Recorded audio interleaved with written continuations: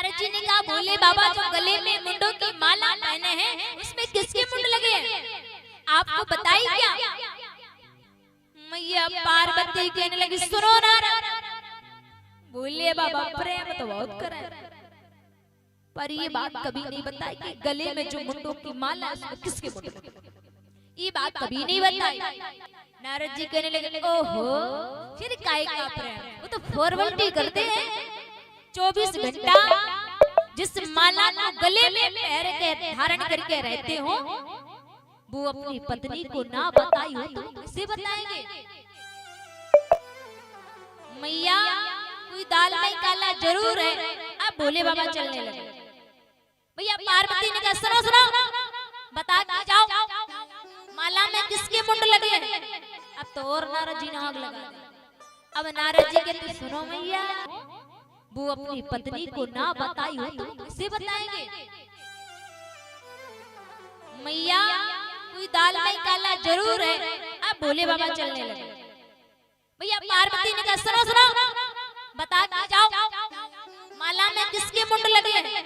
अब तो और नारद जी ने आग लगा दी। अब नारद जी कहते सुनो मैया मुंड भी वही के लगे होंगे जैसे भोले बाबा अधिक प्रेम करते हो, मतलब वही के लगे होंगे जैसे भोले बाबा अधिक प्रेम करते होंगे। अब तो मैया पार्वती जी को और आग लगा। अगर हमारा धोखे से अगर भैया जी के मोबाइल पे कोई बिटिया को फोन आ जाए और भाभी जी के हाथ में अगर फोन हो फिर तो समझ ही लो भोजन ही ना मिले शाम जब तक पूरा बायोडाटा ना दे निकाल के। सही है ना? अब नारद जी कहते मैया आप जाने आपका काम जाने हम तो चलते हैं। अब जैसे निकल के गए मैया पार्वती को बड़ा क्रोध आता है। मैया पार्वती ने सारे किस्म को बिखरा लिया, चेहरा लाल हो गया। आने दो अभी देखता हूँ हमारे से सच्चा प्रेम नहीं करते, हमारे साथ धोखा कर दिया। अब आश्रम से निकल के जा रहे भोले बाबा ने देखा मेरे आश्रम से नारद जी जा रहे, आज तो कुछ दाल में काला जरूर है। नारद जी ने कहा बाबा दाल में काला नहीं है।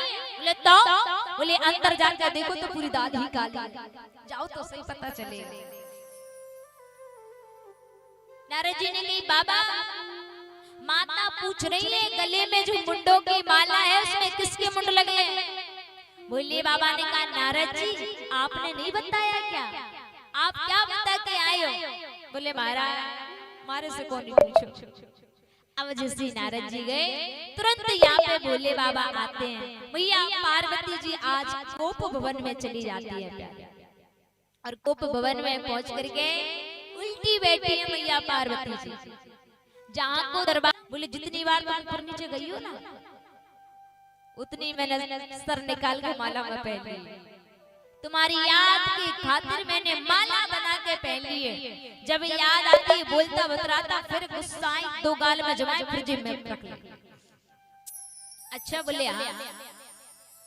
भैया पार्वती ने कही बाबा जितनी बार मैं ऊपर नीचे गई तो मैंने मतलब माला बना ली, इसका मतलब बाबा आपका एक ही बार टिकट नहीं कटा, क्या आप एक ही बार ऊपर नहीं गई हो? तो भोले बाबा ने कहा देवी हम तो अमर हैं। बोले मतलब अमर कैसे हो, कैसे अमर हो? बाबा जब अमर मैं नहीं हूं तो तुम अमर कैसे हो गए? मुझे बताओ ना अमर का कारण क्या है, कैसे अमर हो आप? तो बाबा ने कहा सुनो देवी, बोले हमने एक ऐसी कथा को श्रवण किया है प्यारे जो अमर कथा है। और वो अमर कथा किसके बाद है, किसके पास है? बोले भोले बाबा के पास। तो मैया पार्वती ने कही बाबा इसका मतलब है आप तो बड़े बदमाश निकले।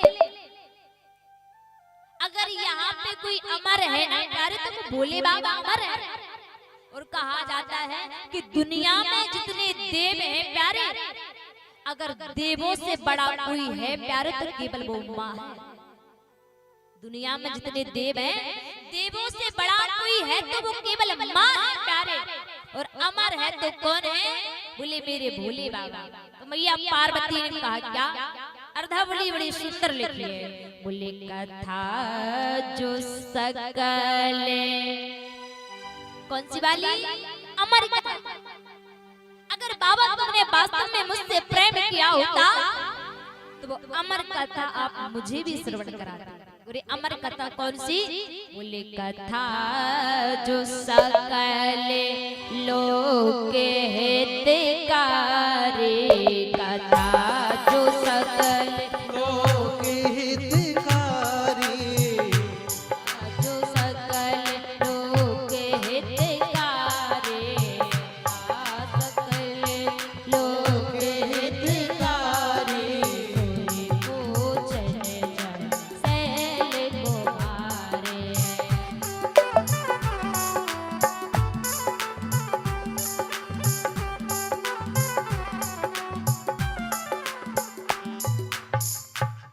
बोले कथा जो सकल लोक हितकारी,